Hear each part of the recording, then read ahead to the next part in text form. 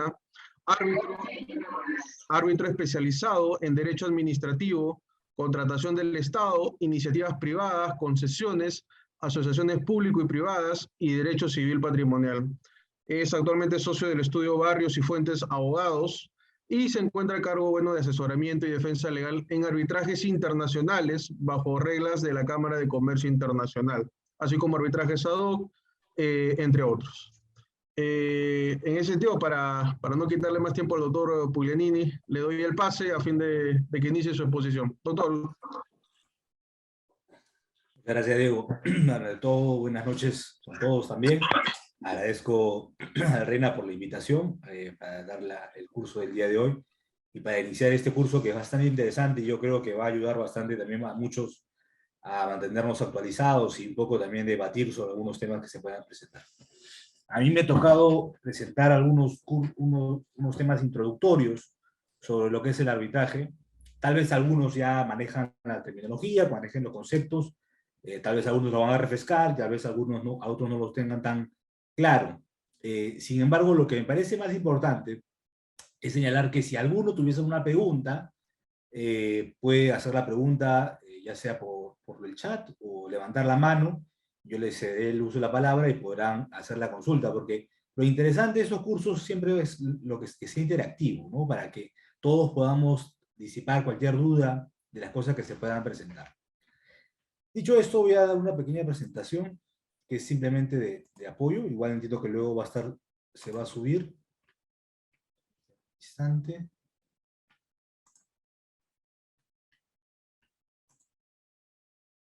Ok. Pues confirma, por favor, si lo pueden ver la presentación. Sí, doctor, se puede observar. Sí, conforme. Doctor. Muchas gracias. Muchas gracias. Entonces, como primer tema, vamos a ver, un poco explicar qué es el arbitraje, ¿no? Y previamente a eso, tendríamos que explicar que el arbitraje es un mecanismo heterocompositivo de solución de conflictos. Entonces, para ello, incluso antes de entrar a esa categoría de mecanismo heterocompositivo, tendríamos que entender qué es el conflicto. Porque si al final el objeto del arbitraje es finalmente solucionar los conflictos, ¿no? Controversias, desavenencias, si le quieren poner un sinónimo, el tema es importantísimo saber qué es un conflicto, cómo surge, por qué surge, y si es que el mismo es claramente definido, cómo se puede solucionar. Entonces, me he permitido tener unas citas acá que me parecieron muy interesantes respecto a la definición o lo que implica un conflicto. Una primera de José Ortega y Gasset que dice: ni un individuo ni un pueblo pueden vivir sin problemas. Al contrario, todo individuo, todo pueblo vive precisamente de sus problemas. Entonces acá hay una primer componente que es muy interesante. El conflicto es propio de la sociedad, propio de vivir en sociedad. No existe sociedad sin conflicto. Tiene que haber necesariamente conflicto, ¿no? Algunos dirán, uy, ¿por qué no podemos vivir todos en paz y armonía? Es imposible, ¿no? Y vamos a ver por qué también se presenta esa situación. Otra cita, por ejemplo, de Abraham Lincoln, que dice: desaconseje el pleito, intente el compromiso con sus vecinos. Adviérteles que el vencedor es a menudo el perdedor, por los gastos que supone y el tiempo perdido. Entonces acá hay una cita que dice, oye, sí es cierto, hay conflicto, pero hay que evitarlo. Hay que tratar de no llegar o no escalar en el conflicto, porque al final pierden todos. Acá hay otra cita de Folberg y Taylor que dice, es el conjunto de propósitos, métodos o conductas divergentes, o sea, conductas que son contradictorias.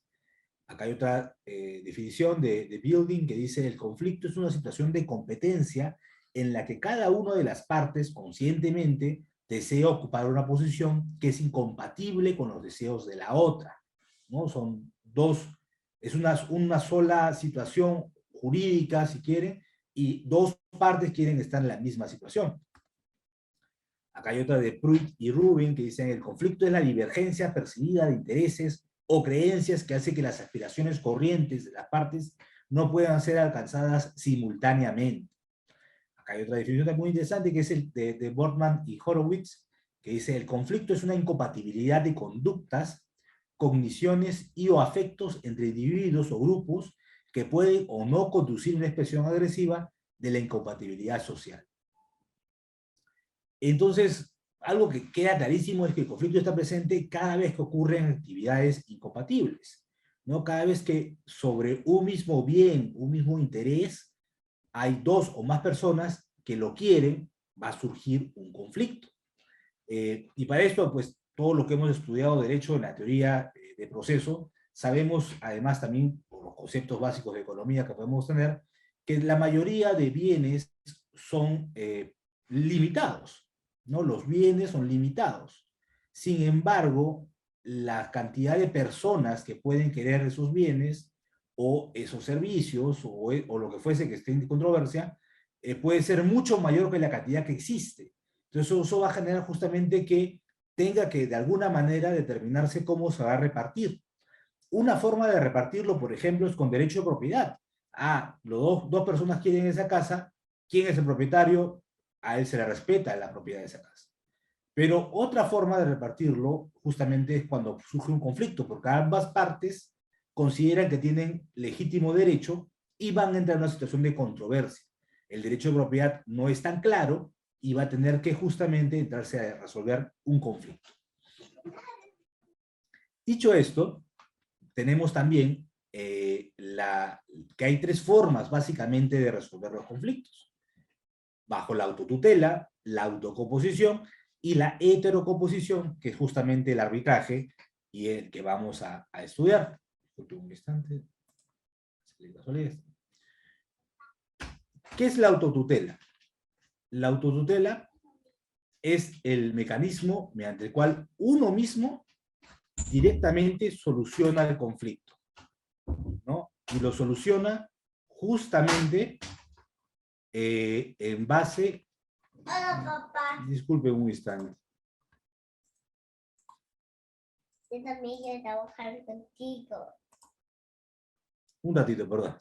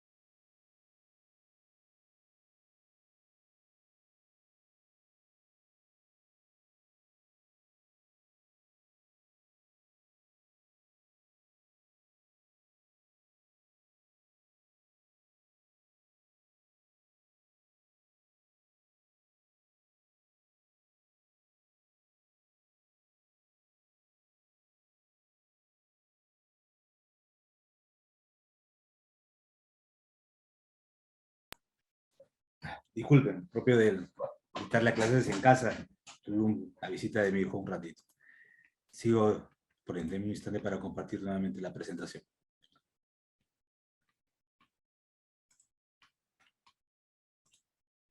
Ok, entonces lo que les decía es que una primera forma de compartir, de solucionar una controversia es con la autotutela, que es la imposición de la fuerza de uno sobre el otro, ¿no? Acá no tenemos un tercero que va a decir, no tenemos un acuerdo, no, es simplemente la forma más primitiva de resolver una controversia. Viene alguien y se impone sobre otro, ¿no?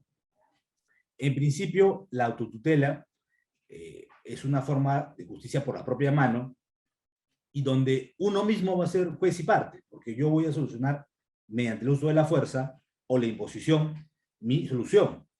Obviamente eso está proscrito por ley, no está permitida la autotutela, salvo algunas excepciones, como es la legítima defensa o la defensa posesoria, por ejemplo. No son algunas excepciones que nuestra legislación aún recoge. Luego tenemos la autocomposición, que es donde dos partes o más en conflictos van a llegar a un acuerdo para solucionar las controversias. Entonces, las partes buscan la solución a sus conflictos, buscan conciliar, ¿no? O mediar los verdaderos intereses entre las partes. Hay una voluntad unilateral en el caso del allanamiento y del desistimiento, que es una forma de autocomposición. La voluntad puede ser bilateral en una transacción o una conciliación, o puede darse durante y con posterioridad al proceso judicial o arbitral. Puede suceder que inicia un mecanismo heterocompositivo, un juez, un árbitro, pero en el camino esto se desencanta en un acuerdo sin necesidad de que haya un veredicto o un pronunciamiento final. Teóricamente, se dice que en ese tipo de soluciones autocompositivas ambas partes ganan, ¿no? Digo teóricamente porque no siempre va a ser así, o por lo menos no siempre se va a percibir así, en el sentido de que alguien obtiene algo, un beneficio como tal. Sin embargo, lo que sí creo que se puede decir es que normalmente en una autocomposición las dos partes no pierden tanto, o no pierden aquello que podrían haber perdido esperando un veredicto de un tercero, ¿no? Entonces, eso es una forma ciertamente más eficiente normalmente de poder resolver conflictos, pero no siempre se puede conseguir esa solución de conflictos. Luego tenemos la heterocomposición, que normalmente las más conocidas son los procesos judiciales, ¿no? El judicial y el arbitraje, ¿no? Y hoy día vamos a un poco entrar a ver qué es esto del arbitraje. En la heterocomposición interviene un tercero que resuelve el conflicto. El tercero mantiene una relación vertical con las partes. Hay una suerte de rangos, ¿no? O sea, hay alguien con mayor rango que otro. Normalmente podemos ver a un juez, que es el Poder Judicial, o un árbitro en el arbitraje. Incluso actualmente se usa mucho en tema de contratación pública en obras, lo que son las juntas de resolución de conflictos, o los dispute boards, más conocidos en el ámbito internacional. Y la pregunta que uno válidamente sería, por ejemplo, la JRD o los dispute boards son un mecanismo heterocompositivo o no. Si bien esto no es el tema de la clase de hoy, mencionar que sí puede ser. La JRD, ¿no? La Junta de Resolución de Conflictos, más conocida en nuestra legislación, así, puede ser un mecanismo heterocompositivo. ¿Y cuándo va a serlo? Cuando surge un conflicto y este conflicto no pueda ser solucionado entre las partes y se somete a la decisión de la JRD como tercero. Ahí cumple el supuesto de heterocomposición. Pero no siempre. Va a haber muchas veces que la JRD, por ejemplo, no tenga que solucionar ningún conflicto. Porque a veces la JRD simplemente puede ser una suerte de acompañante de la ejecución de la obra y va a prevenir conflictos, va a prevenir controversias. Y entonces, en esos casos no actúa como ente heterocompositivo. En otros casos va a recomendar que las partes se pongan de acuerdo. Y es una suerte de mediador o de conciliación. Tampoco es heterocomposición. Solo cuando resuelva las controversias va a ser heterocompositivo. Ciertamente esta situación de heterocomposición suele generar una relación de ganador-perdedor, ¿no? Una parte definitivamente no va a obtener lo que desea y la otra parte sí, sea total o parcialmente. Ya entrando un poco a la materia específica del arbitraje, hemos dicho ya que es un método heterocompositivo, las partes eligen y ceden el control del resultado al árbitro, las partes acuerdan las pautas del procedimiento, se busca la especialización del árbitro y la celeridad del proceso. Bueno, es lo que debería ser, lamentablemente no siempre es así. La decisión se materializa en un laudo obligatorio para las partes, aunque nuestra ley permite que sea uno o más laudos. Puede haber varios laudos parciales y no un único laudo. La idea, además del arbitraje, es que el procedimiento sea flexible, no que sea una forma tan rígida como un proceso judicial. Las más, por si acaso, que son los mecanismos alternativos de solución de controversias, dentro de los cuales está el arbitraje, ¿en qué se parecen o cuál se diferencia con el Poder Judicial? En el Poder Judicial vamos a tener los jueces, las partes y los abogados. En las más, los protagonistas van a ser las partes, no un tercero, no debería serlo. En el Poder Judicial tenemos un proceso rígido, las MAC son un proceso dinámico y flexible, se inicia por voluntad unilateral del demandante, se inicia por acuerdo entre las partes, las normas del procedimiento, y vamos a verlas acá un poco las particularidades, ¿no? Ciertamente cada uno tiene sus ventajas y sus desventajas. A mi entender, las más, si es que hay una posibilidad de un acuerdo, siempre van a ser más beneficiosas que un proceso judicial. Ahora, específicamente dentro del arbitraje, con el Poder Judicial, vamos a ver que tienen ciertas similitudes. Porque, por ejemplo, en ambos tiene que haber un conflicto, porque va a haber un procedimiento en el cual se va a actuar una serie de interarbitrales para resolverlo finalmente. En ambos va a haber un pronunciamiento final, en algunos casos una sentencia, en otros un laudo.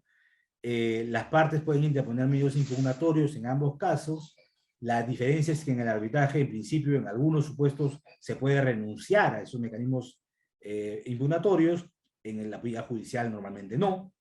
En el Poder Judicial, como en el arbitraje, los jueces y los árbitros pueden ser recusados, pueden ser cuestionados, porque la idea es que como son terceros que van a resolverlo, tengan o mantengan independencia e imparcialidad y cumplan ciertos requisitos mínimos. Si no cumplen esto, pueden ser recusados para removerlos porque no son idóneos para el cargo.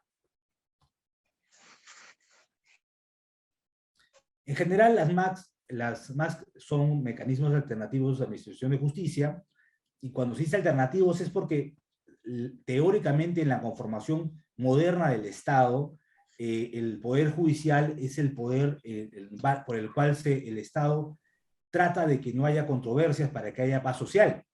Sin embargo, hay formas alternativas que los privados directamente pueden usar para poder solucionar sus controversias.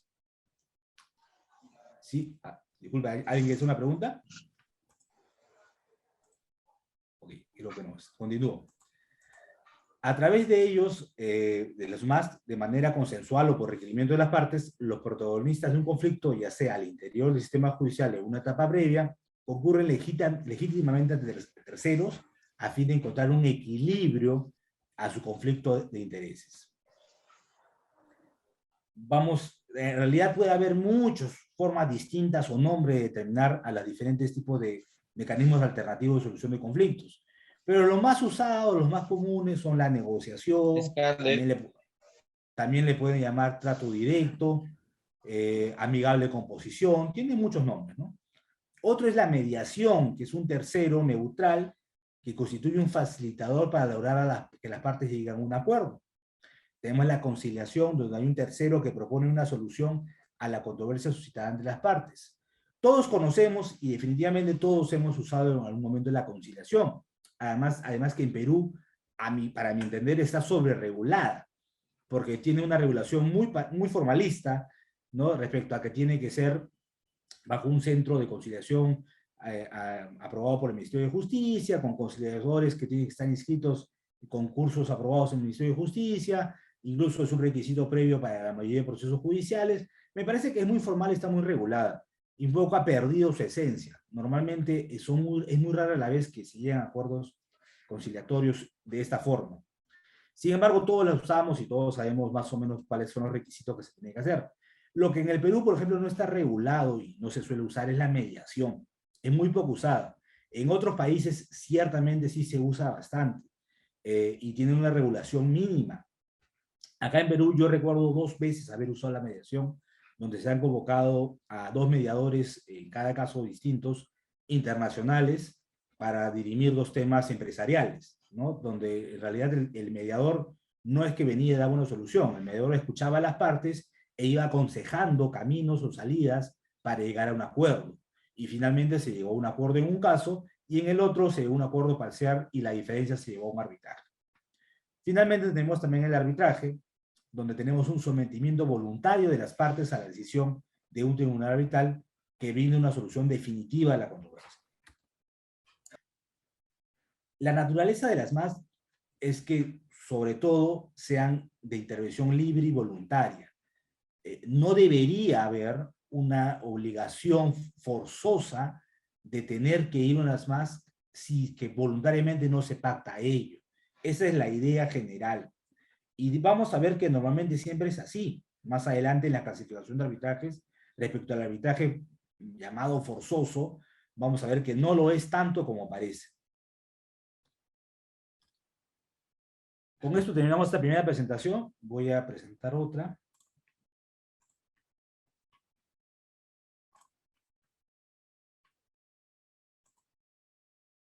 Listo. Por favor, me confirman si pueden verla. Vamos ahora a entrar a ver ya temas más específicos del arbitraje, sobre todo su naturaleza y sus clasificaciones. Y ciertamente ahí vamos a ver algunos temas que pueden ser bastante controvertidos, aún para la gente que vemos el día a día esos temas. A ver, un antecedente. ¿Cómo está regulado en el Perú, o cómo ha estado y cómo está regulado en el Perú el arbitraje? Vamos a hablar del arbitraje general, comercial, y no tanto el arbitraje en contrataciones tan específicamente. A ver. Pues, déjenme, me dicen que está viéndose el anterior. Voy a volver a compartir.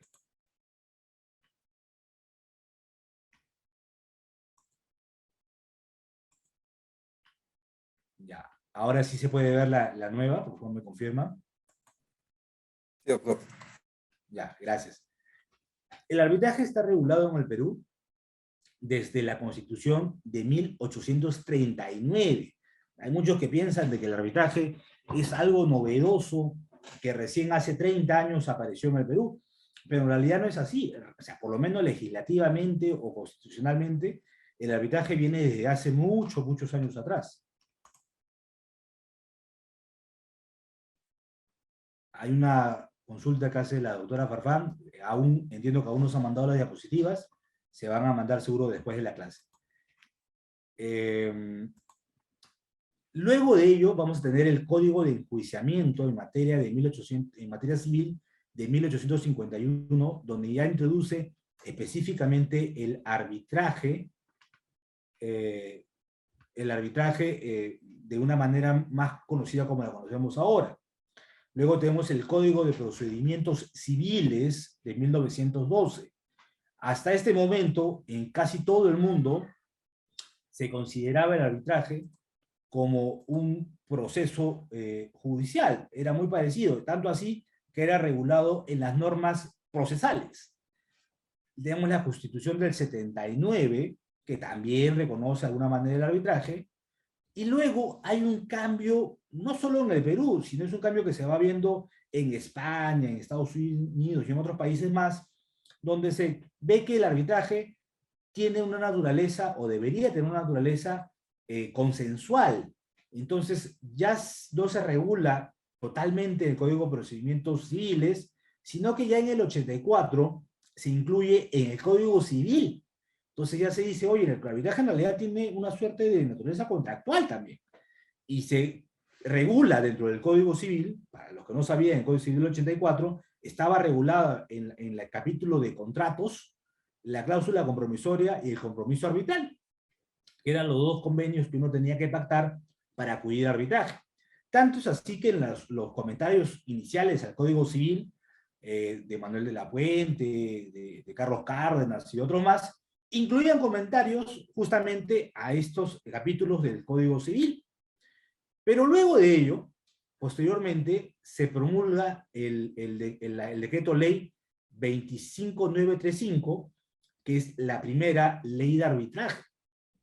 Y esta primera ley de arbitraje hace que se derogue prácticamente toda la regulación arbitral en otras normas generales, como son el Código de Procedimientos Civiles y el Código Civil, en lo que aún se mantenía. Esta ley dura muy poco, dura casi un año aproximadamente, porque luego sale la ley 26572, que derogó la ley anterior, que es la Ley General de Arbitraje, que es la ley que muchos hemos conocido cuando iniciamos a ver el tema de arbitraje, que si la memoria no me falla, sale desde el año 96 aproximadamente, y tiene vigencia hasta el año 2007, más o menos, ¿no? Que es cuando sale justamente la última norma, que es la que tenemos hasta el día de hoy, que es el Decreto Legislativo 1071, que derogó la norma anterior, y que además es la norma que sigue vigente hasta ahora, aunque con algunos cambios que se han ido presentando a lo largo.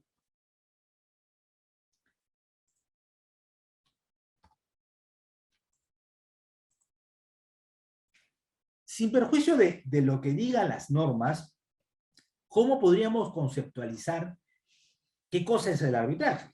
Me parece muy interesante esta cita de Logman, que dice lo siguiente: es arbitraje la institución que regule el acuerdo de voluntades por el cual dos o más partes deciden someter a uno o más terceros que acepten el encargo la solución de un cierto conflicto de derecho privado respecto del cual dichas partes tienen capacidad de disposición, obligándose previamente a no llevar la controversia a los tribunales ordinarios sin el previo fallo arbitral, el cual deberá expedirse con arreglo a ciertas formalidades.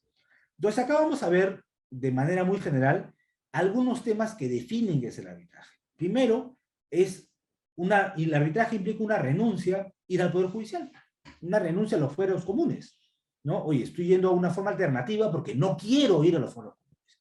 Justamente por eso voy al arbitraje. Ok, primer tema. Segundo, que hay un acuerdo de sometimiento de que lo que diga el tercero o los terceros en el arbitraje va a ser obligatorio. No es que si me gusta lo cumplo y si no me gusta no. Es obligatorio. Y por último, que ciertamente tiene que tener algunas formalidades mínimas el arbitraje. Sí es cierto que el arbitraje no debe ser formalista, eso creo que todos estamos de acuerdo, pero no por eso no tiene que haber algún tipo de garantías y formalidades mínimas que se deben cumplir. Más adelante vamos a ver que justamente ahí está parte de la controversia respecto a qué formalidades se le aplican o no al arbitraje según su naturaleza. Cabe precisar, como ya lo hemos dicho, de que el arbitraje existe desde hace mucho tiempo. De hecho, el arbitraje se considera que surgió desde la época de los romanos, inclusive, ¿no? Cuando estaban en su apogeo. Pero ciertamente el arbitraje en esa época no era tal como lo conocemos ahora. El desarrollo del arbitraje como lo conocemos ahora se dio fundamentalmente en el medioevo, cuando entre los mercaderes ponían acuerdos o pactos comerciales, arbitrales para solucionar sus controversias y no tener que acudir, en el peor de los casos, hacia la justicia de los reyes o la justicia imperial. ¿Por qué? Porque normalmente los reyes no repartían justicia en función a solucionar conflictos, sino repartían justicia en función a los intereses de la corona. Entonces, ciertamente eso no era algo que les gustara mucho a los mercaderes. Entonces los mercaderes lo que hacían es que se ponían de acuerdo entre ellos. Y decían, oye, ya, si hay una controversia, vamos a un arbitraje. Lo va a resolver un tercero, que solía ser otro mercader respetable de la comunidad, normalmente. Ahora, lo que resolvía este respetable tercero tenía que ser cumplido. ¿Y qué pasaba si no se cumplía? ¿No? Ahora, claro, te vas al Poder Judicial, ¿no? Y el Poder Judicial lo va a hacer cumplir de manera forzosa. Y si es en el extranjero, va a haber procedimientos y hay tratados para que se cumpla de manera forzosa en el extranjero. Pero en esos tiempos antiguos, ¿cómo se cumplía? ¿Cómo se forzaba para que se cumpliera? Porque justamente lo que no se quería era ir al rey, no se quería ir al poder estatal, sino que se quería cumplir justamente solo en los privados. Entonces lo que se aplicaba en esos tiempos era el ostracismo, que era la negativa válida de contratar. Entonces, todas las personas de la comunidad de comerciantes se obligaban o establecían un código de que si una persona no cumplía con el laudo, esa persona ya no iba a poder hacer negocios con ninguno de los comerciantes de esa comunidad. Con lo cual, prácticamente quebraba, ¿no? Entraba en bancarrota. Entonces, de ahí viene justamente esta idea de que es obligatorio porque yo me obligué y la consecuencia es que ya voy a estar fuera del mercado. Obviamente no es lo que tenemos ahora ha ido cambiando, fue evolucionando. Pero un tema que me parece anecdótico es que desde esa época vienen muchas cosas que nosotros hemos ido heredando y hemos modificando. Por ejemplo, el término de quiebra o bancarrota. ¿De dónde viene el término bancarrota? Bancarrota venía porque de igual manera los comerciantes se organizaban y si alguien ya no cumplía con sus deudas, o sea, no tenía la suficiente liquidez para cumplir, lo que hacían era que lo sacaban también del mercado, lo expectoraban de la comunidad de comerciantes y de una manera figurativa venían y le rompían el lugar donde se sentaba a vender, la banca. Por eso decían, están en bancarrota, porque le rompían la banca, ¿no? Es una explicación que hasta ahora la usamos, pero viene desde esa época. Obviamente ya con una serie de actualizaciones. Justamente lo que va pasando después es que el arbitraje de alguna manera se va conjugando con los abogados. Y es importante decirlo. En esa época los arbitrajes no eran o no dependían de los temas legales ni de los abogados. Conforme va evolucionando este tema del arbitraje, se dice, es necesario que participen los abogados para que de alguna manera se pueda confirmar o asegurar que haya un mínimo de legalidad en lo que se va a emitir, ¿no? Claro, va a haber temas en los cuales tal vez no deberían intervenir muchos abogados. Ese es el arbitraje de conciencia, que es como un rezago que queda de su tiempo. Pero todos sabemos que la gran mayoría de arbitrajes en el mundo son arbitrajes de derecho, porque depende de eso ahí. Y de hecho es tanto así que se generaron situaciones, por ejemplo, en Estados Unidos, la barra de abogados, la barra que es como el colegio de abogados parecido, solo que allá tienen otra organización muy estricta respecto a quién entra o no en la barra de abogados hace una suerte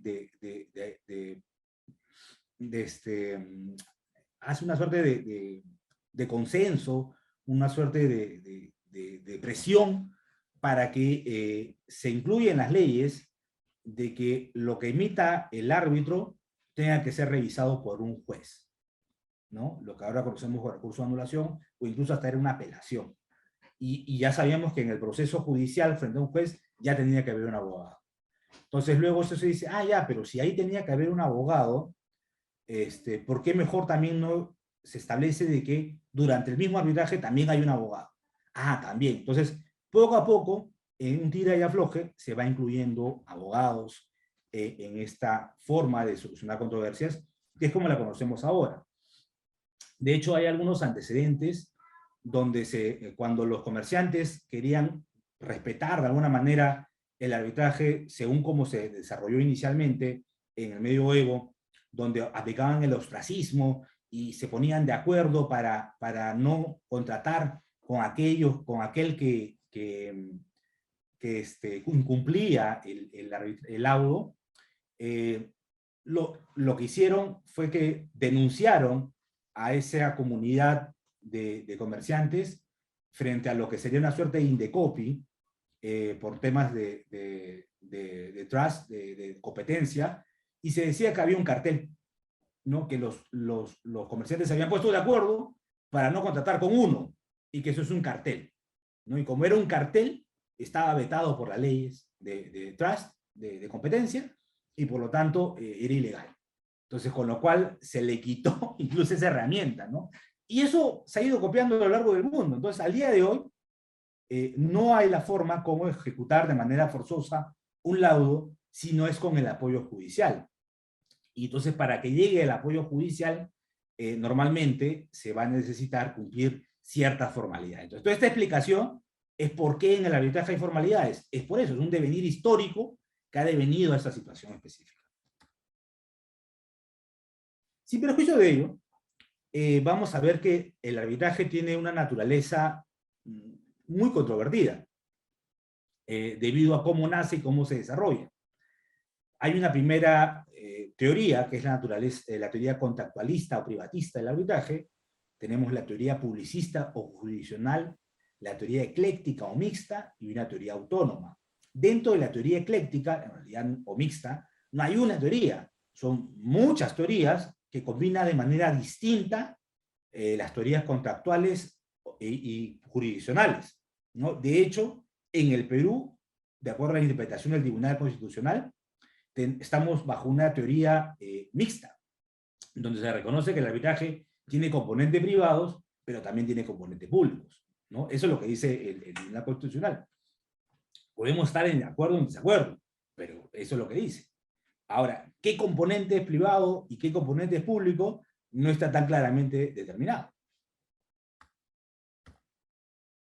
Respecto a las teorías contractualistas o privatistas, vamos a ver que se establece que el arbitraje consiste en un contrato basado en la voluntad de las partes que delegan el arreglo de sus diferencias o controversias a un tercero neutral, que debería ser independiente y parcial. Esta teoría parte de la premisa que la función jurisdiccional es considerada como propia de la esencia de la autoridad y el poder estatal, como una de las manifestaciones de los magistrados. Perdón, esta última parte, en caso es de la pública. Por lo expuesto anteriormente, podemos llegar a la conclusión de que esta primera tesis sostiene que el árbitro no es un juez, ni forma parte de la jurisdicción y tampoco está facultado para ejecutar sus propias decisiones. En pocas palabras, el árbitro puede conocer la controversia, puede llevar a cabo el procedimiento en el cual se pueda aportar los elementos con los cuales finalmente va a resolver la controversia. Pero hasta ahí llegaría lo que puede hacer un árbitro bajo esta teoría. Un árbitro no podría luego pedir que se ejecute el laudo, ni tampoco podría usar la coerción para que el laudo se cumpla, porque eso es propio de la jurisdicción. En contraposición tenemos la teoría publicista jurisdiccional. Según esta corriente, el arbitraje es una institución de índole procesal. O sea, es proceso puro. Ojo, ni siquiera procedimental, no, es procesal. Y todos recordemos que proceso va de la mano con jurisdicción. El proceso es la herramienta que usa la jurisdicción para hacer justicia, ¿no? Recuerdan que, no sé si recordarán algunos lo que decía Calamandrei, y estos las teorías italianas sobre el proceso, ¿no? Que era una herramienta, y que tanto es así que, por ejemplo, la medida cautelar era la herramienta de la herramienta. ¿Por qué? Porque la medida cautelar era la herramienta del proceso, que a la vez era otra herramienta. Pero son herramientas al final del día, que se usan para que los jueces puedan impartir justicia. Podemos señalar entonces que bajo este principio se sostiene que la función jurisdiccional otorgada a los tribunales estatales, instituido por ley, es ejercida de forma excepcional y temporal por los jueces privados, que son los árbitros. Ciertamente, bajo esta teoría, los árbitros son jueces, privados y temporales, pero son jueces. Para concluir, diremos que el arbitraje para la tesis jurisdiccional no es en sentido estricto un juicio, sino un proceso que se equipara al juicio, ya que el árbitro cumple la función de juez al decir el derecho, y por tanto ejerce una función jurisdiccional, función que tiene similares características a los órganos jurisdiccionales estatales. Y luego tenemos la teoría mixta ecléctica, que lo que hace es decir, oye, no, tomo una parte de la privada y otra de la pública, y las mezclo. Entonces tenemos términos como que es un equivalente jurisdiccional, una cuasi jurisdicción, una jurisdicción privada.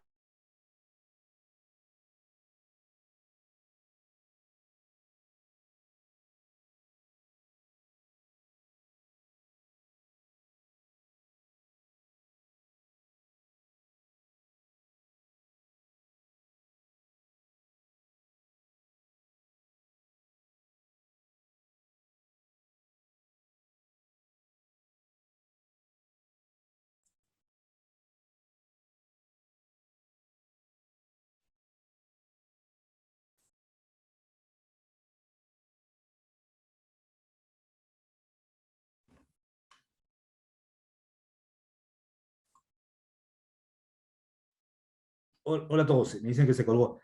¿En qué parte me quedé? Disculpe si me pueden decir.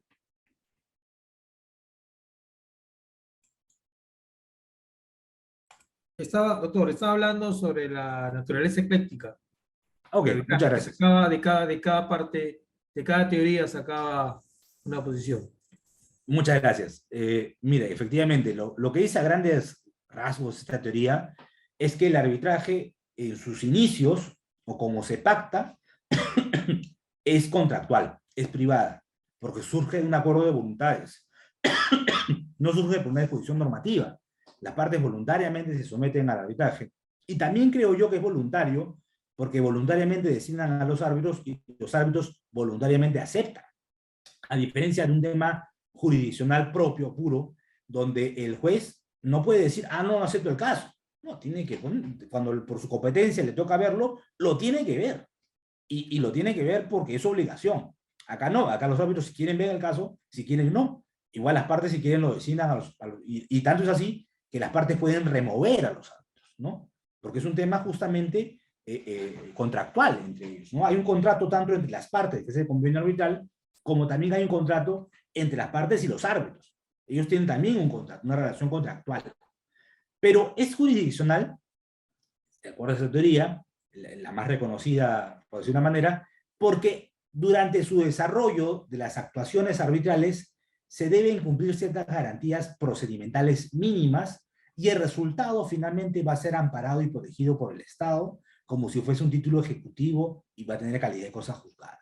Entonces, por eso es una suerte de resultado procesal o jurisdiccional. Luego, tenemos también la teoría autónoma, que es una teoría mucho más novedosa, que lo que dice básicamente, fue desarrollada por la francesa Madame Rubelin, y la denominó la teoría autónoma en el sentido que el arbitraje es autónomo por el uso y su propósito, por lo que no puede ser considerado ni un contrato ni una jurisdicción, menos mixto, no es nada, no es ni contrato ni jurisdicción, es algo diferente, tiene una naturaleza propia.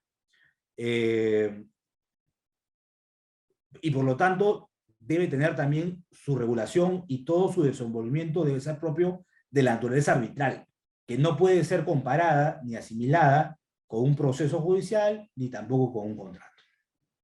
Ciertamente esta teoría es muy interesante, pero es muy poco difundida y poco práctica, porque si bien es muy simple decir que tiene una naturaleza propia, ¿qué implica esa naturaleza propia? ¿Cómo la nutres?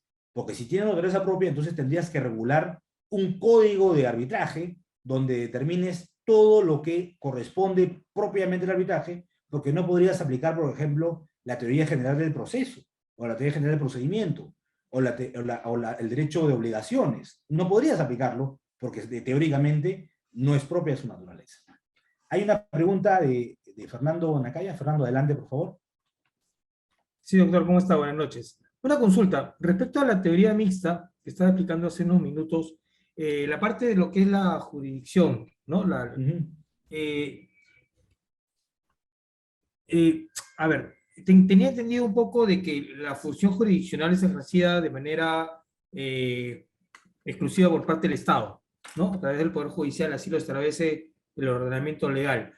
Pero esta precisamente es la Constitución la que establece la posibilidad de delegar esta facultad de resolver conflictos al arbitraje, a un privado, y ahí nace el tema de la parte pública o jurisdiccional de esa teoría mixta, además de lo que usted ha señalado. Eso es correcto, o sea, también nace esta delegación que hace el Estado a favor de los árbitros o los particulares. Esa era la pregunta.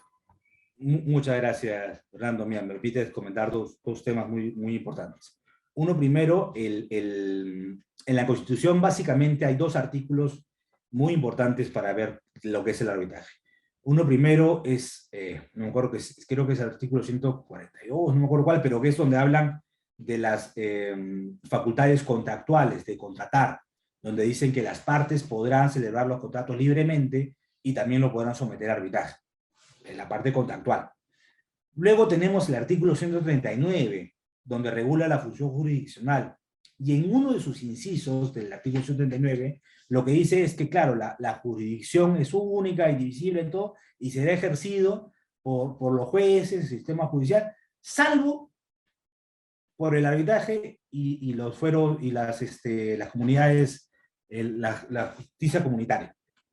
Con lo cual el Tribunal Constitucional, en el caso de Cantuaria específicamente, este precedente de observancia obligatoria, estableció que bajo su interpretación el arbitraje por ese salvo es también una jurisdicción, pero una jurisdicción privada y especial, pero no por eso deja de ser jurisdicción.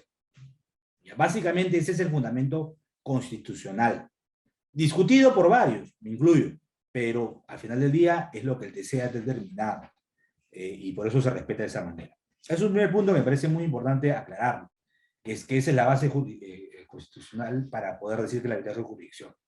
Lo otro es que en base a esa interpretación del Tribunal Constitucional vamos a tener una situación muy especial, que es qué principios exporto del ámbito jurisdiccional o procesal al arbitraje. Todos, algunos, cuáles, cómo lo determino. Eso no está claramente establecido en ninguna norma y estaría establecido fundamentalmente en un poco de la doctrina, ¿no? Entonces tenemos algunas personas en doctrina que van a decir, oye, lo que se va a exportar es el núcleo duro del debido proceso. No todos los derechos del debido proceso, sino el núcleo duro, que son, por ejemplo, el tema de igualdad de las partes, debido proceso y temas por el estilo. Por ejemplo, no podríamos exportar temas como el acceso a la justicia con el juez competente, porque en el arbitraje no hay un juez competente. Entonces hay cosas que por la naturaleza misma del arbitraje no vamos a poder exportar. Sin embargo, veo con preocupación que muchas veces se exportan principios judiciales que deforman totalmente la naturaleza del arbitraje y hacen de que lo que las partes justamente no querían, que era irse al ámbito judicial, termina yéndose a un ámbito más parecido al tema judicial, ¿no? Eso es algo importante de comentar.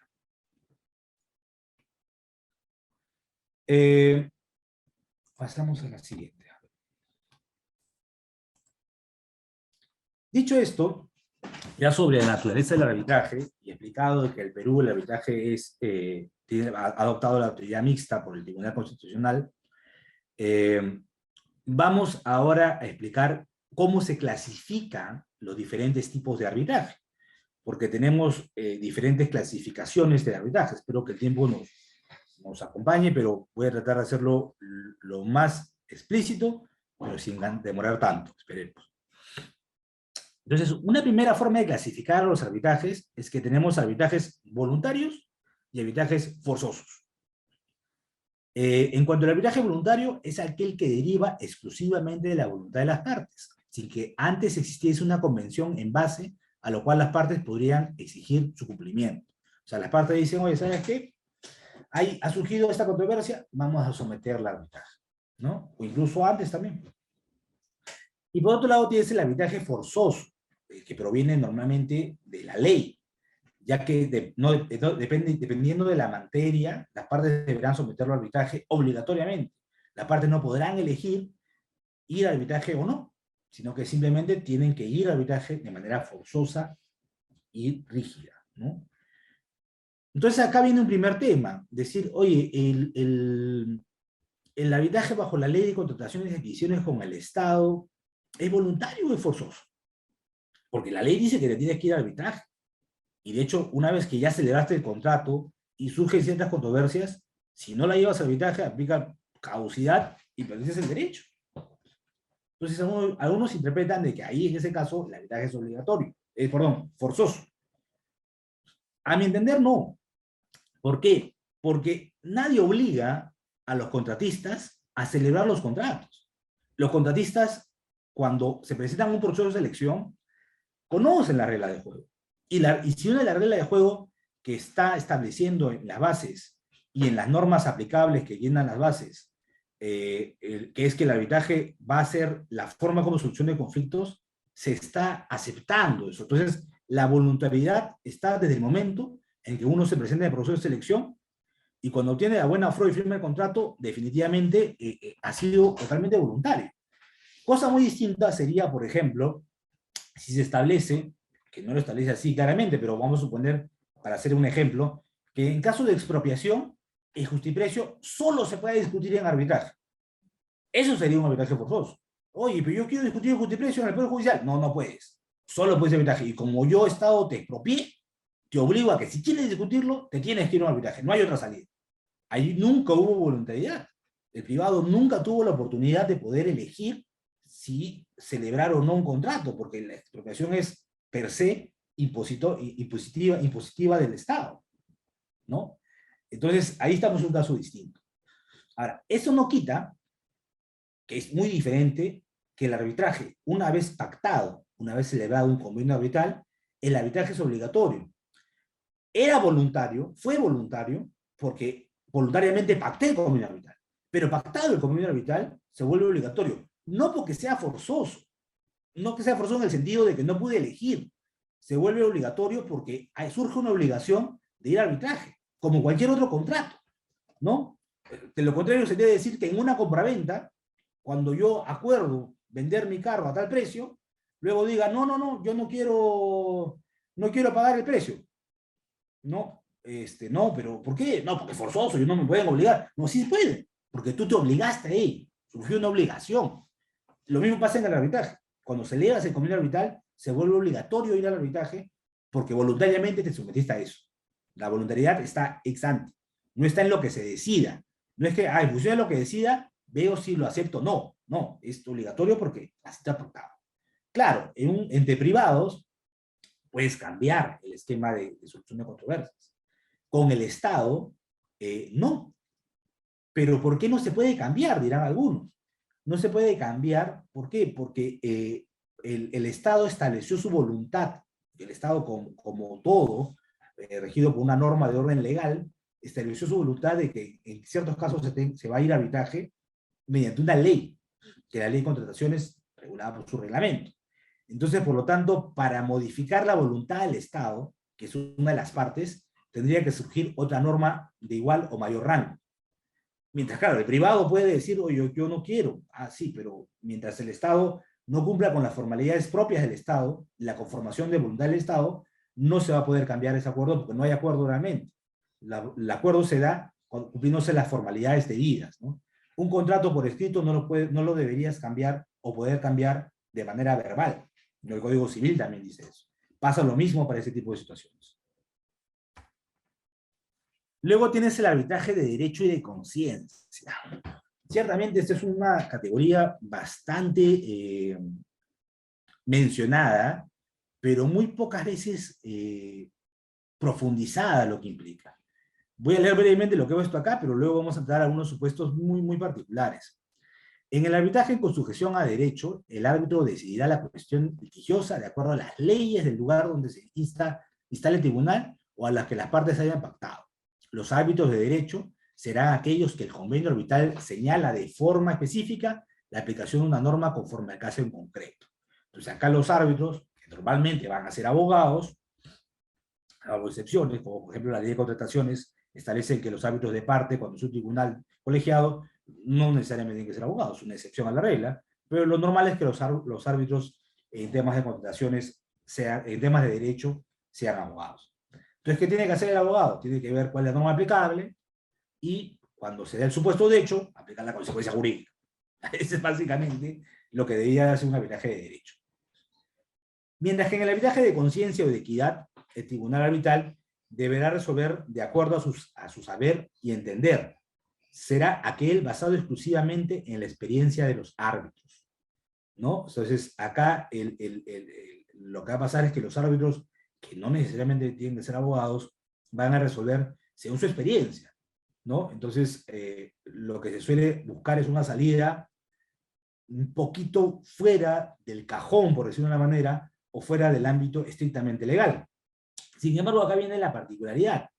Aún en el arbitraje de conciencia, el laudo no puede contravenir normas de orden público. Porque si contraviene normas de orden público, definitivamente estaríamos en un arbitraje que va a ser anulado, ¿no? Ese primero. Ese es un primer punto que es importante señalarlo. Pero también en los arbitrajes de conciencia, en los arbitrajes de derecho, va a haber normas que son dispositivas, donde no tengamos una consecuencia específica jurídica, sino va a haber un ámbito discrecional para que los árbitros puedan decidir. Entonces, ahí vamos a decir, oye, pero entonces van a tener que aplicar su legal saber y entender los abogados en los arbitrajes de derecho para resolver de la manera más equitativa, aplicando el derecho, ¿no? Entonces, ahí se relativiza ciertamente estos dos ámbitos. Sin embargo, no termina siempre siendo utilizados para de alguna manera tener las ideas generales de qué se puede y no se puede hacer. Luego tenemos arbitrajes ad hoc e institucionales. Un arbitraje ad hoc es en el cual no existe ninguna institución que administre el sistema, son las propias partes las que determinan las normas sobre las que deben actuar y todo lo necesario para que el arbitraje proceda. Acá tenemos simplemente una interrelación directa entre los árbitros y las partes. Por costumbre, normalmente los árbitros suelen poner un secretario, pero que va a ser un órgano que representa a los árbitros. El secretario no tiene independencia, por lo menos en nuestra normativa no está regulada la Secretaría Arbitral ad hoc. No obstante eso, normalmente por costumbre se usa. En otros ámbitos no hay un secretario distinto en el tribunal, sino que uno de los árbitros hace la labor de secretario. Es el árbitro secretario y él se encarga de ordenar las cosas, hacer todos los temas administrativos, pero a la vez es árbitro, ¿no? Ya es un tema de orden estrictamente convencional.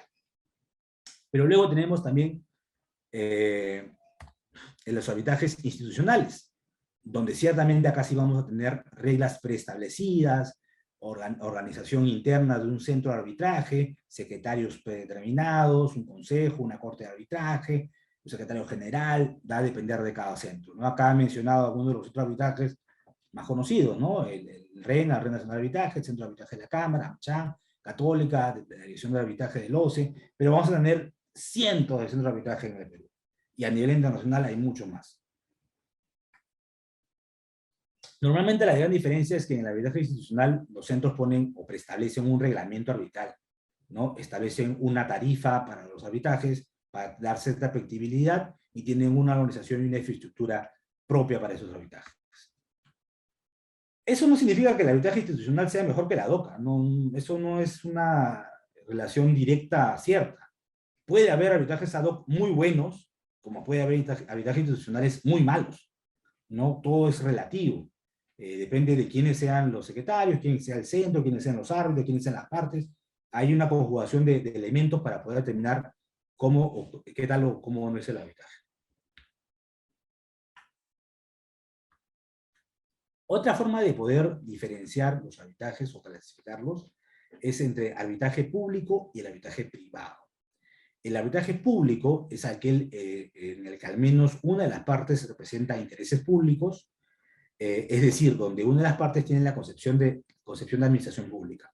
Y digo por lo menos uno, porque hay casos donde hay arbitrajes entre entidades del Estado. No sé si ustedes han visto algunos casos, pero a mí me tocó ver, por ejemplo, una vez un caso entre el Ejército y la autoridad portuaria, la autoridad portuaria nacional, la APN. ¿Por qué? Porque la APN le había encargado, vía un convenio, al Ejército, a la dependencia de Ingeniería del Ejército, que hagan una parte de un camino de acceso a uno de los muelles que tenía la APN, administraba la APN. Entonces, y dentro de ese convenio había un convenio arbitral. Y al final se fue un arbitraje, ¿no? Igual también otro arbitraje, me acuerdo, entre el gobierno regional del Callao y también con la APN, por otro contrato de cesión de uso público de una de sus instalaciones y temas por el estilo. Entonces, esto ciertamente es un arbitraje público, porque los dos entes que están participando devienen de derecho público. Pero creo que lo más importante para determinar si un arbitraje es público o no, es también los fondos. ¿De dónde vienen los fondos que se están discutiendo? Cuando termine el arbitraje, ¿qué se va a ver afectado? ¿Fondos públicos o fondos privados? Si de alguna manera va a afectarse fondos públicos, ciertamente el arbitraje debería ser considerado público. Por otro lado, tenemos el arbitraje privado, que es aquel que conoce las controversias y tiene su causa normalmente en normas de derecho civil o comercial, o mercantil, ¿no? Y suele ser entre dos entes privados, donde el objeto va a ser otro tema estrictamente privado. Luego tenemos el arbitraje nacional e internacional. Para esto hay que decir que el arbitraje nacional es cuando todos los componentes del arbitraje son nacionales.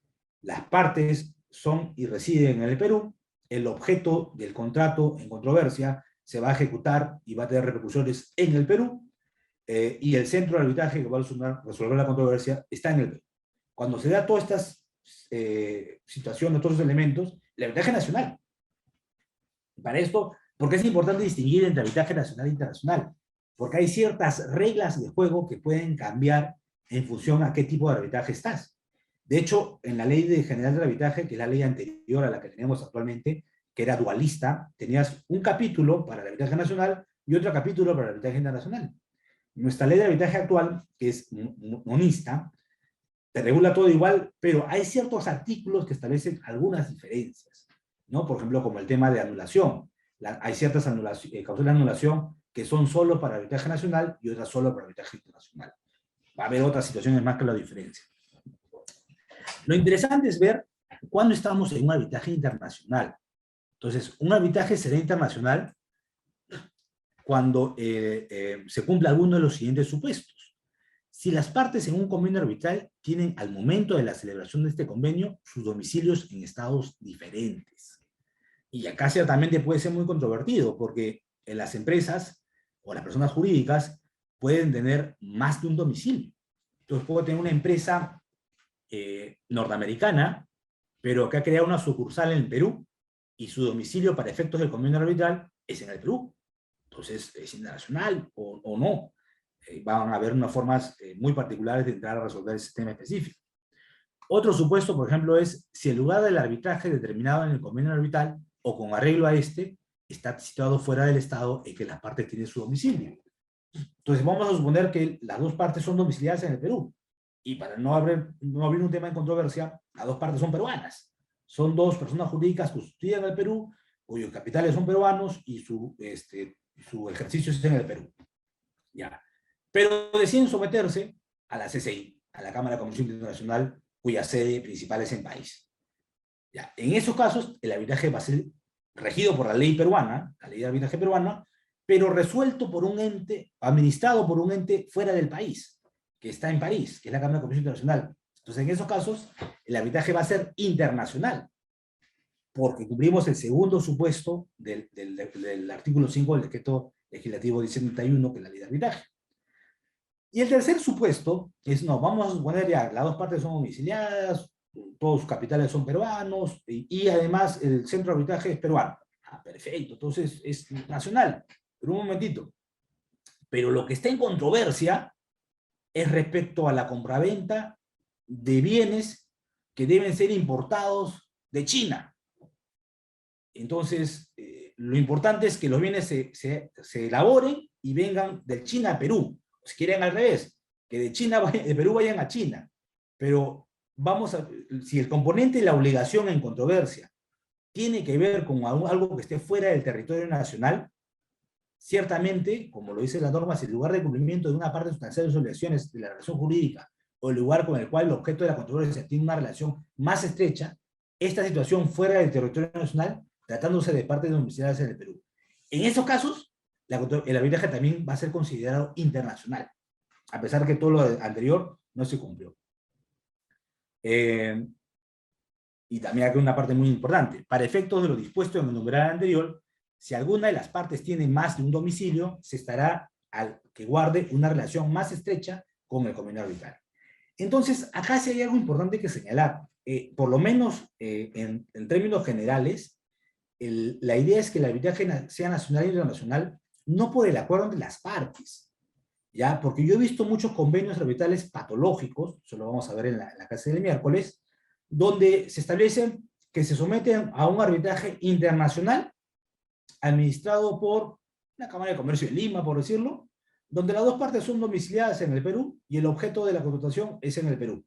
Entonces, oye, pero dice que es internacional, pero no cumple ninguno de los tres requisitos. ¿Puede ser internacional? No. No es porque yo diga que es internacional que se convierte en internacional. Un arbitraje va a ser internacional siempre y cuando cumple uno de los tres requisitos. Si no, no es internacional. Ya, eso por favor tenerlo en cuenta. Y acá también diferenciar algo muy importante. Un arbitraje de inversiones. Un arbitraje de inversiones ciertamente no entra en esta categoría propiamente decir si es nacional o internacional. Claro, tiene un componente ciertamente internacional por el derecho que se le aplica, pero no entra en esta categoría porque el arbitraje de inversiones tiene otra naturaleza. Lo que busca ahí no es un tema de acuerdo entre las partes, de un contrato que se ha incumplido, no. Esa no es su finalidad. En un arbitraje de inversiones lo que se va a ver es la afectación de un inversionista extranjero dentro de un país respecto al cual tiene un convenio de protección de inversiones con el país de proveniente de la inversión, y que además podría ser llevado, por ejemplo, al CIAE, si es que además esos países también a la vez son parte del Tratado de Conformación del CIAE. Entonces, ahí estamos hablando de otra mecánica. No, ciertamente tiene un componente internacional, pero no tiene la lógica de aplicar si es nacional o internacional en función a esta división de la ley de arbitraje, que está más pensada para arbitrajes comerciales o arbitrajes entre partes o por desavenencias contractuales o de libre disposición, no para temas de inversiones. Dicho esto, he tratado de ceñirme al tiempo lo más posible. Nos quedan unos minutos para que puedan hacer las preguntas que estimen pertinente y poder terminar y profundizar los temas que nos ha tocado ver el día de hoy. Adelante, por favor, cualquiera, con el mayor gusto podemos responder las preguntas. Gracias, doctor. Buenas tardes. Gracias, doctor. Atento a las preguntas de los participantes.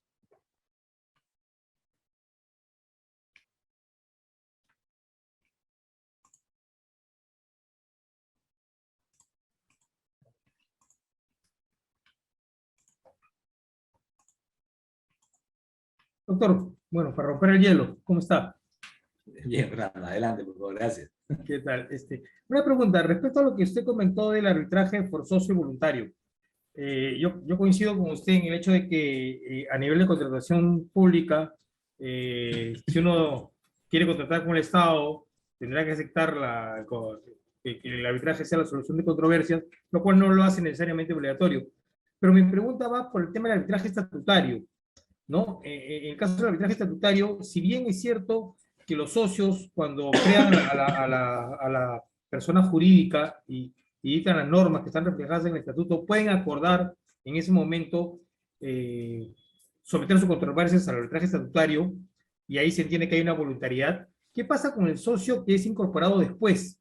O sea, el socio que no consiente el hecho de tener, pero cuando entra a la sociedad, o sea, puede ser una figura similar a la contratación pública, pero por último, si no quiere, no te hace socio. Pero quería ver su opinión, doctor. Sí, en realidad va bastante por ahí. Para empezar, bueno, eso lo vamos a ver el miércoles, pero hay convenios arbitrales especiales, ¿ya? Uno justamente es el estatutario, o societario también llamado. Otro, por ejemplo, es el convenio arbitral testamentario, también, donde hay ciertos grados donde podemos discutir la voluntariedad o la especificidad de los temas que pueden ser sometidos a controversia, que son unos elementos propios del convenio arbitral. Sin embargo, yo pienso que de todas maneras se mantiene igual el tema de la voluntariedad al querer contratar o someterse a una relación en la cual las reglas de juego establecen que en caso de controversia se va a arbitraje. Y otro ejemplo también que se ve muy regular son, por ejemplo, los contratos de adhesión o los contratos con cláusulas generales. Cuando yo voy al banco, yo no voy a negociar con el banco. No le voy a decir, oye, banco, vamos a entrar a negociar cada uno de tus cláusulas. Normalmente no. Si yo voy y le pido un préstamo al banco, el banco me dice, acá está mi contrato modelo, fírmalo, no, te doy el préstamo. Es así de simple, ¿no? Entonces, en esos casos, si el banco en su contrato modelo establece una cláusula arbitral, si quiero contratar con el banco, la tengo que aceptar. Si no, no contrato con ese banco. Es así de simple. Pasa exactamente lo mismo en un arbitraje estatutario o un arbitraje de contrataciones con el Estado. Hay una voluntad que te permite decidir al momento de contratar. Tal vez no en las condiciones del contrato, pero sí en si contrato o no. Entonces, ahí uno elige si aceptar o no el arbitraje, ¿no? Por lo menos esa es mi posición. Muchas gracias, Fernando. Muy interesante tu pregunta. Gracias, doctor. Doctor, yo tengo una interrogante en la que en realidad quisiera más su opinión que una respuesta certera, porque creo que es un tema que podría dar lugar a debate. ¿Qué pasa si, por ejemplo, hablando ya del arbitraje estatutario, se pacta este tipo de arbitraje y luego, como parte de un acuerdo de asamblea, se decide cambiar esa forma de solución de controversias a la vía judicial? ¿Cómo impugnaría ese acuerdo societario? ¿En la vía arbitral o en sede judicial? Perdón, doctor Camargo, se me entrecortó. A ver, lo repito, no hay problema. Sí. A ver, tenemos un convenio arbitral estatutario, ¿no es cierto? Resulta que en el camino se hace una asamblea general donde se dice vamos a modificar el estatuto, y parte de la modificación del estatuto es cambiar el mecanismo de solución de controversias que han establecido pues, los socios, ¿no? Y dicen, ahora vamos a ir al Poder Judicial a solucionar nuestras controversias. Resulta que yo soy uno de los socios que no está de acuerdo con ese acuerdo societario y quiero impugnarlo. ¿Me voy a un arbitraje para impugnarlo o me voy al Poder Judicial sobre la base de esta nueva modificatoria del estatuto? Una pregunta bastante interesante. A ver, yo creo que tendríamos que ver el caso en concreto. Si es que el acuerdo es válido, si el acuerdo es válido porque cumple con la mayoría, con los quórum y con todo lo demás, la modificación, desde que se cumpla con el registro correspondiente del acuerdo en las actas y todo lo demás, ya habría surtido efecto y ya no habría posibilidad, creo yo, de ir a un arbitraje. Ahora, si el acuerdo es inválido, porque no se citó adecuadamente, no se cumplió con las convocatorias o con los quórum, lo que va a pasar es que efectivamente en esos casos, creo yo que me iría a un arbitraje y los árbitros en base al competence tendrán que determinar, y a la separadora de convenio arbitral, tendrá que determinar justamente si son los competentes o no para ver la controversia en concreto, ¿no? Es porque si los árbitros determinan que sí son competentes porque el acuerdo que modificó era inválido, no hay problema. Recordemos que en los temas societarios, salvo que haya algún tipo de protección al inversionista, al accionista minoritario, suele ser un tema de mayorías. Si se cumple el tema de las mayorías, al minoritario le guste o no le guste, tiene que acatarlo, ¿no? Ahí no hay un tema de que, no, yo también tengo que estar de acuerdo. Salvo que expresamente se haya pactado que haya un consenso que del 100% o que tengas un voto dorado o temas por el estilo, ¿no? Si caso contrario, lamentablemente no, vas a tener que aceptarlo y si estás en desacuerdo y te vas a la vía arbitral, seguramente los árbitros van a terminar diciendo que son incompetentes porque ya no hay la voluntad de arbitraje. Pero digamos, es una decisión bien difícil, ¿no? Porque, Sí. o sea, desde el momento en que se firme el acuerdo, si es que cumples con todos los requisitos, en teoría es un acuerdo válido y te obligaría a partir de ese momento a impugnar cualquier cuestión en la vía judicial, pero el tema es, ¿alcanzaría el mismo acuerdo, ¿no? O sea, de hecho, yo sigo con la duda, ¿no? Pero al igual que usted, doctor, creo que comparto las dos tesis, ¿no?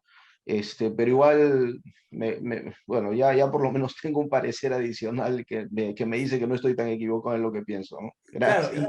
y no se preocupe, Camargo, pero sí, porque mira, a ver, ¿por qué también yo creo que sí, al final del día es lo que deciden ellos? Porque es como, por ejemplo, cuando hay estos acuerdos, por ejemplo, de aumento de capital, que probablemente va a diluir al que no ponga el aumento de capital,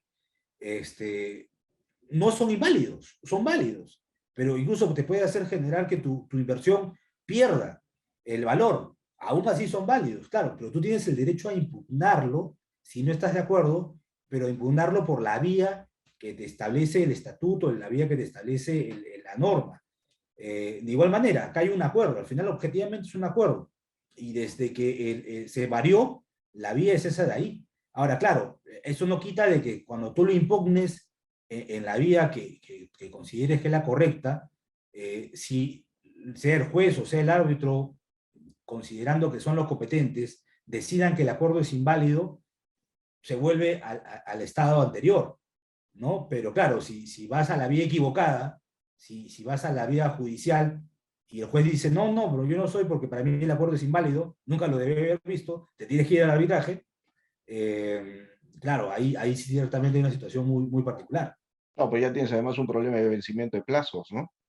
También. Ahora, claro, teóricamente, si tú te debías ir al arbitraje, la otra parte no cuestiona el que tú hayas ido al proceso judicial, hay una prórroga de competencia, ¿no? Y el juez debería, aunque no fuese competente, verlo, porque ahí el juez sí no necesita, de oficio no puede decir que no puede ver un tema porque hay un convenio arbitral, tiene que ser apellido de parte, ¿no? O sea, yo por seguridad probablemente recomienda vete al Poder Judicial, porque el juez sí lo tiene que ver, claro, va a demorar un montón más, eso sí, pero por seguridad puede ser. Lo otro es irte a un arbitraje, pero para que los árbitros lo vean rápidamente, ¿no? Y puedas aplicar el plazo de prescripción, que creo que es de 2 años, ¿no? Pero tendría que ser un arbitraje muy rápido para poder no caer en ese plazo. Claro. Gracias, doctor. Listo, no te preocupes.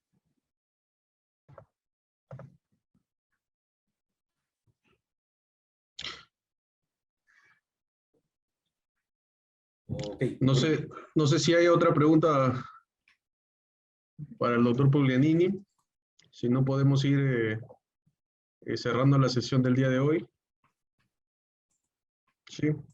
Bueno, doctor, muchísimas gracias. En principio, eso, muchas gracias por la excelente exposición que ha tenido, muy didáctica, muy comprensible. Creo que la siguiente clase seguramente habrán algunas más interrogantes sobre esta clase. Y nada, muchas gracias, doctor. Unos pequeños avisos para la siguiente sesión. La siguiente clase del doctor Pulenín es el miércoles a las 7:30 de la noche. Solo indicarles a los participantes